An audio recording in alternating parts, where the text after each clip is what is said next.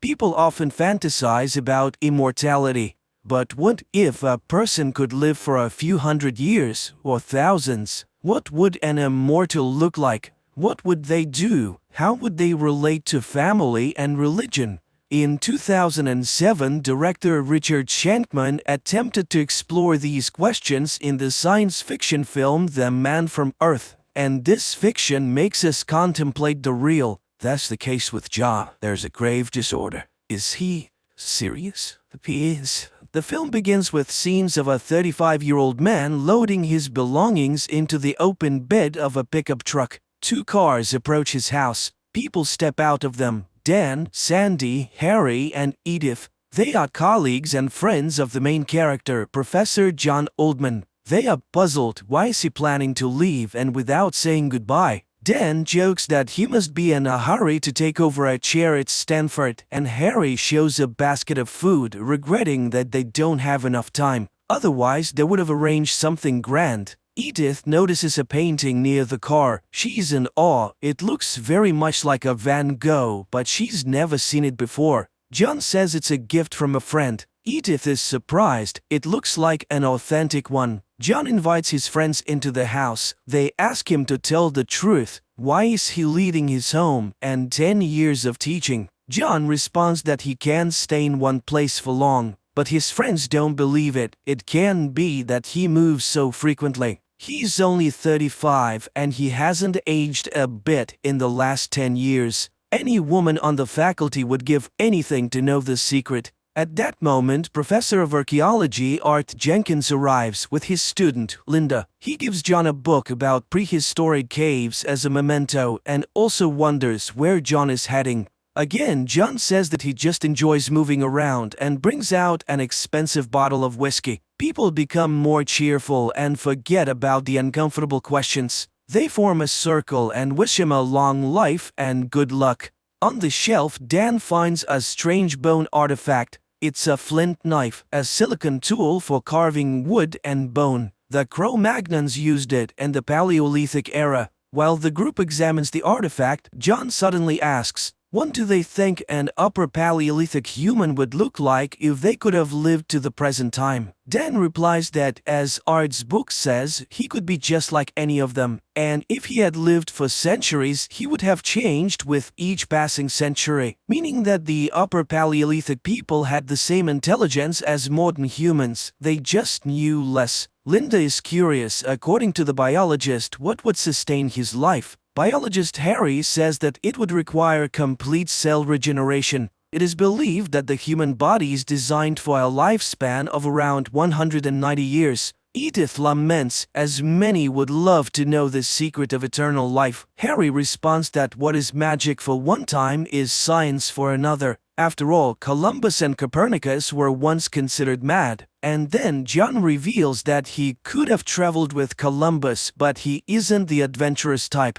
Moreover, he was already convinced that Earth was round. However, back then he still believed that there was an edge somewhere that one could fall off. The friends give uncertain smiles, thinking it's a joke, right? But John denies it. Every 10 years or so, people start to notice that he doesn't age and he has to leave. The friends are puzzled. Is he saying he's a Cro-Magnon? John explains that at least for the last 4,000 years, since the time of Mesopotamia, he's been sure of it. In his first life, he lived to about 35 years old and became the leader of his tribe because they believed he was a sorcerer. He didn't even have to fight for it. But then fear arose and they banished him. People believed he was stealing their life force to remain young. He was pursued because he wouldn't die. That's how the habit of joining new tribes he encountered along the way emerged. At first, John thought something was wrong with him. Maybe he was evil and that's why he couldn't die. Then he thought he might be cursed, or on the contrary, blessed.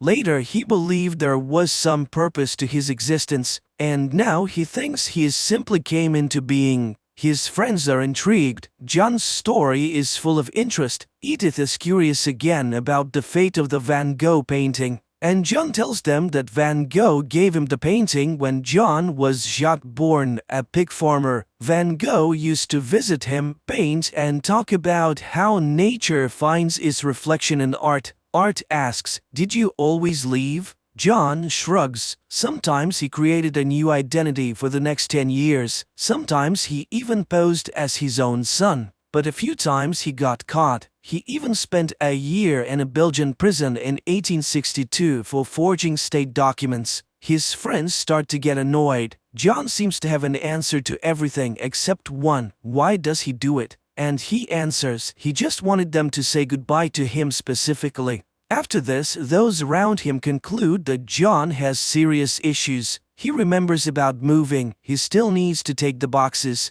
While the man is carrying his belongings, Harry tries to find hidden microphones or cameras. People just can't believe that what is happening is real. At the car, Sandy confesses her love to John. He says that she's not indifferent to him either. But now she understands what she's getting into, right? Because one day he'll be forced to leave. He cannot give her eternity. But she objects. What is eternity, and who has it? Her parents divorced even before she was born. Besides, there's death, illness, insurmountable circumstances. Nobody knows how much time they have, whether it's a lot or little. She loves him and will accept everything he can give her.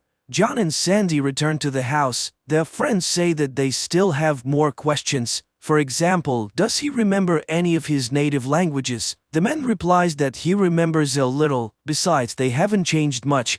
And did he engage in cave painting? Yes, he knew a man named Daru who was excellent at his work. He painted animals that hunters hoped to kill and eat. Once, after an unsuccessful hunt, the leader knocked out all his teeth for failing with his magic. After that, someone had to chew his food for him. Eventually, he developed jawbone inflammation and they abandoned him. Then John headed east. It was at the beginning of the Bronze Age. He walked along trade routes and learned the languages of the places he visited. Everywhere there were myths about the creation of the world and new gods. He was a Sumerian for 2,000 years, then a Babylonian during Hammurabi's reign. For some time he sailed as a Phoenician. It seems he spent his whole life on the road and learned a few new tricks. He even staged his own death a couple of times. He made it to India and met Buddha, the most remarkable person he had ever encountered. Buddha taught John many things he had never pondered before.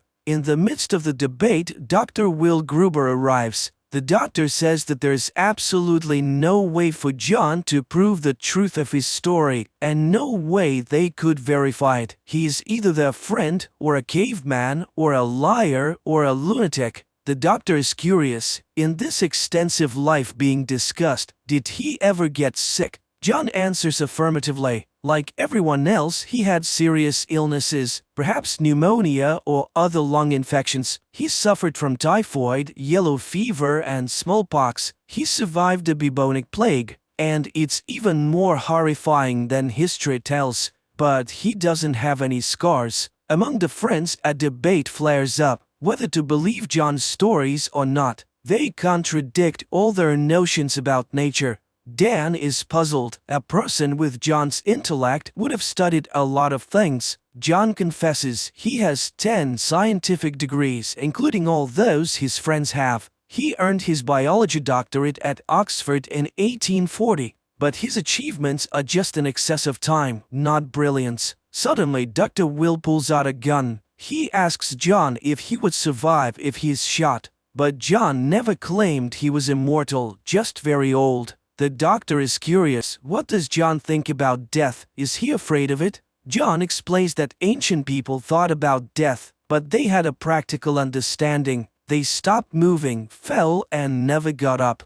Infections were incomprehensible. Aging was the biggest mystery. So at first, John thought that everyone around him was wrong. After all, they aged and died. And again, the friends ask, what is it like for a person when everyone they knew has died? The doctor asks John about his parents, but he says he only remembers glimpses. The doctor remarks that it's not surprising. He too remembers his father very vaguely. Will starts reasoning about what's fair and what's not. They will all die and he will keep on living. If that's true, it's not surprising that they might feel envy and even hatred. He accuses John. The others are outraged and try to stop the doctor, but he says that John is living an unjust life. Perhaps it's time for him to die. The doctor leaves, and then Harry informs everyone that Will's wife died yesterday, which is why he's so aggressive. John runs after his friend to apologize. Meanwhile, the others discuss John. The theory of illness comes up. John returns. The next question from his friends is whether there are others like him. The man admits that in the 17th century he met someone like him, and that person told him everything, confirming that he was just like John, but from a different time and place. They talked for 2 days and then parted ways. Edith asks if he believes in God. The friends become engaged as religious questions are close to everyone. Did he meet anyone from the Bible? Was he a part of religious history? Numerous theories are suggested. Edith is outraged, considering it blasphemy. John recounts that he once encountered Buddha and he liked what he heard. He had been contemplating the teachings for 500 years. Then he became Etruscan and infiltrated the Roman Empire. He didn't like how it turned into a massive killing machine. He went to the Middle East, thinking of passing on Buddha's teachings in a renewed form. He tried, but he was one dissident against Rome. Rome won, and the rest is well known. So John was Jesus? Yes, during the crucifixion he blocked the pain. He learned this technique in Tibet. He also slowed down bodily processes so much that they couldn't be detected. Everyone thought he died. They took him down from the cross and laid him in a cave. When he regained consciousness, he wanted to leave unnoticed, but a bunch of fanatics wouldn't let him do that. So he resurrected and headed to Central Europe. He can't prove it, he has no scars, and besides, they tied him down. But blood and nails look more convincing on icons. Edith is outraged. John deeply hurt her feelings. The friends start discussing religious questions. John says that he preached that Christ's teachings were about tolerance, brotherhood, and love. Life is here on earth, here and now. But then the talking serpent persuaded a woman to eat the apple, and everything went awry. Heaven and hell became tools for priests to rule with reward and punishment, trying to save souls that people never lost. John observes rituals, ceremonies, processions, genuflections, the moans of singers and choirs, and he thinks this is not what he meant. At this time, Dr. Will returns. The debates about religion, Christianity, and piety continue. The friends racked their brains. Was it the fabrication, a mental disorder, drugs? But they can't find a solution. John completely baffled the 4 scientists. He continues to explain that religion is not what is happening now. The church grew out of fairy tales. Even the name Jesus grew out of John. He never claimed to be the Son of God. He wanted to share knowledge. He did not walk on water or resurrect the dead. The friends gather to leave, although they are excited by his story. Edith pleads again to say that he's not Jesus, and she starts crying. The lights come on. Will demands that he admit that it was all a joke, and then John confesses that it was just a story. Their outrage knows no bounds. But John says that they themselves pushed him to this thought. They said he doesn't age. Edith saw Van Gogh, then found the chisel. They themselves bought into his game, and he couldn't resist seeing how they would react to his words. After all, he had such a splendid audience. An anthropologist, an archaeologist, an expert in Christianity, a psychologist, and a biologist. Linda, standing in the doorway, asks if the name Oldman is a play on words, old man. The infuriated people leave except for Will. He stays in the room and John sees his friends off. Sandy asks, what other telltale names did he come up with for himself? And John starts listing. John Political, John Hermit, and about 60 years ago when he was teaching at Harvard, he was John Thomas Party. Will's voice is heard. Wait, 60 years ago? John Party? John turns to him and says that his mother's name was Nola. Will initially denies every word, but in tears he confirms Nola was his mum. But he can't believe it, and he asks for the name of their dog. John names it Woofy, and he asks if she got married again. Will says he feels cold, and John pities the old man. He was always cold. Will tries to touch his face. His father had a beard, and John confirms that he always checked if it was real. Will collapses. An ambulance and police car arrive at the house. They carry Will's body on a stretcher, covering it with a sheet over his head. Everyone leaves. Sandy asks if he has seen his adult child die before. John shakes his head. He gets into the car and drives away from the house. Sandy looks at him. The car stops at the bend. Smiling, she walks towards it.